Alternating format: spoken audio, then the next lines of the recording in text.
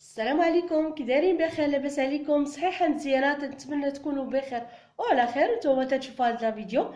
اليوم غادي نقدم معكم بسبوسه بالشوكولات بواحد الكريمه اللي تتجي بنينه صراحه الله، شي حاجه اللي يعني نديروها هكا في الكوتي تتجي رائعه. نتمنى انكم تتابعوا معايا الفيديو. قبل ما نبدا معكم بغيت نطلبكم فضلا وليس امرا تشتركوا عندي في القناه، ديروا جرس الجرس باش يوصلكم دائما الجديد ديالي. شكرا الناس اللي متابعيني ومرحبا بالناس الجداد اللي دخلوا عندي. نبداو بسم الله على بركه الله. بالنسبه لهاد البسبوسه اش غادي نحتاج ليها؟ عندي هنا واحد جوج بيضات، ممكن ديروا 3 او 4. انا عندي البيضات دابا شويه كبار ماشي صغار بزاف، غادي ندير هي جوج. وغندير واحد هذا شاشيه ديال الفاني، وغندير واحد جوج خمارات حمر. وغنحتاج واحد جوج معالق عامرين ديال الكاكاو المر. وغنحتاج واحد جوج معالق عامرين كبار ديال الكوك جوز الهند، وواحد رشه الملحه. غنحتاج كاس ديال السنيده، كاس ديال الزيت، جوج كيسان ديال السميد الناعم اولا السميده الرقيقه اللي تنديروا بها بغرير والحلويات. وغنحتاج واحد دانون تاع فاني. بالنسبه للمقياس غادي نقيسها كاملها بهذا الكاس هذا ديال دانون. بالنسبه اللي بغى ياخذ العبار بالضبط بهذا باش نعبر. ندوزو دابا لطريقه التحضير بالمقادير. طريقه التحضير في ماكينه تاع الطحين اولا في مونينيكس ولا في اي حاجه. غادي نديرو البيض، ندير البيضه الاولى وغندير الثانيه، وغندير علبه ديال دانون. وكما قلت لكم غادي نعبر بهذا الكاس ديال دانون، غندير فيه كاس هنا، وغندير قبصه ديال الملحه بحال هكا، واحد جوج معالق عامرين ديال الكوك. هاد الكوك تاعها واحد اللذه زوينه في هاد البسبوسه هادي. وغندير كاس ديال الزيت حتى هو بنفس العبار، وشاشيه ديال الفاني، واحد جوج معالق ديال الكاكاو.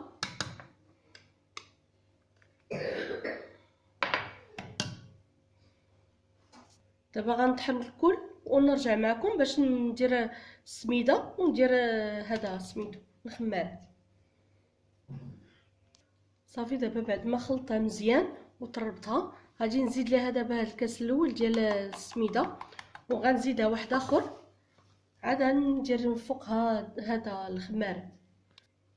صافي غنزيد لها هاد الكاس، وإلا خصاتني غادي نزيد لها واحد ربيع، يعني ما خص صافي ما غاديش نزيد. وإلا شفتوها ثقيله بزاف تتزيدوا ليها واحد شويه ديال الماء اولا تزيدوا ليها شي قطرات من الحليب. يعني ماشي ضروري خص الحليب وماشي ضروري الا كاين الحليب ماشي مشكله، بحال بحال. صافي غادي نديرهم وغندير هاد التخلط ونرجع معكم باش نوريكم المول فاش غادي ندير.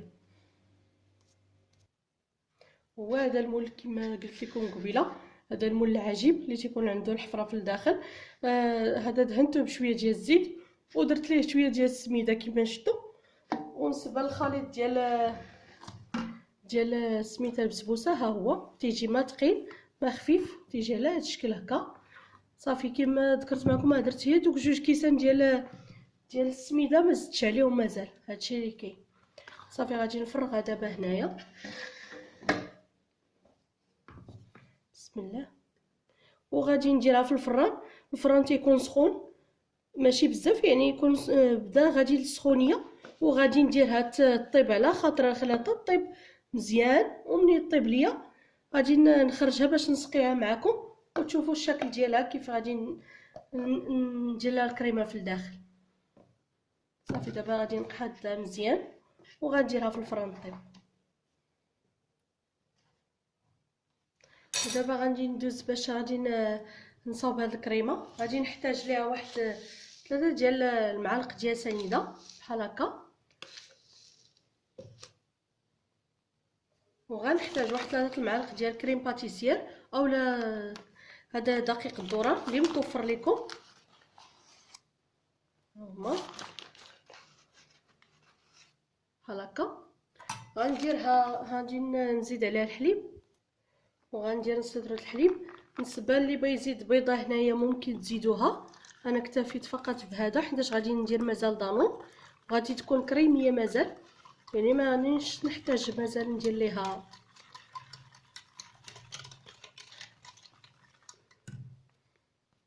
وبعد ما تعقد ليا مزيان الكريمه غادي نحتاج واحد كميه ديال الشوكولاط بحال هكا ديال 4 ريال اولا اي نوعيه نتوما اللي متوفره لكم.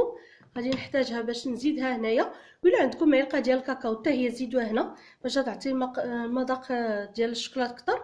وغنحتاج واحد دانون، علبه ديال دانون. انا متوفر ليا هذا هو اللي غادي ندير.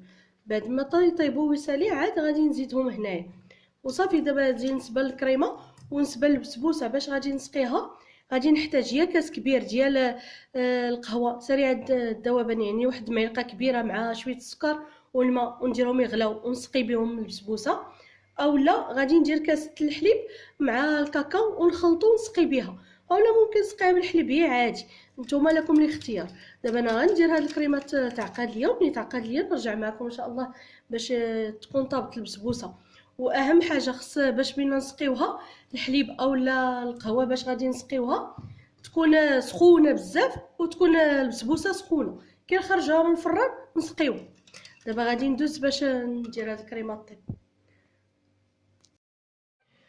وهذا هو الشكل النهائي ديال البسبوسه اللي شاركت معكم اليوم. الصراحه اللي تجي رائعه وبنينه بمذاق الشوكولاط، صراحه الله تجي بنينه. كنتمنى انها تنال الاعجاب ديالكم. اهم حاجه كيف تخرج من الفران تكون هي سخونه، والحليب اللي غادي تسقيوها بها يكون حتى هو سخون، اولا القهوه اللي بغيتو تسقيوها بالحليب اولا القهوه، هي المهم يكون سخون وهي سخونه. وكيف تديروا سقيوها مزيان وخليوها تشرب، عاد من بعد دوزو عمروها بالكريمه. اولا ما بغيتوش ديروا الكريمه ممكن ديروا غير طاوه عاديه وديروها تطيب وتخرج من الفران، سقيوها بداك الحليب اولا القهوه كما ذكرت معكم، وتديروا واحد الدانون مع شويه ديال الشوكولاط ودهنوها من الفوق. حتى هي تجي رائعه وبنينه. انا فضلت اليوم نقدمها بهذه الطريقه، وتنتمنى تزيني ينال الاعجاب ديالكم. تزيين لي بسيط وخفيف وظريف. ما بقى لي دابا الا نقول لكم السلام عليكم والى اللقاء ان شاء الله الى وصفه قادمه باذن الله. شكرا على المتابعه والى اللقاء. سلمت قلبي يا ربي لتغسله، رفعته لك من خوفي فأنت له. تعبت مني فكم أسرفت أتعبه، وعدت نحوك منهوكا لتحمله. الذنب يثقله والعشق يحرقه، فأين أمضي وحولي الوزر والوله. يا رب خذوا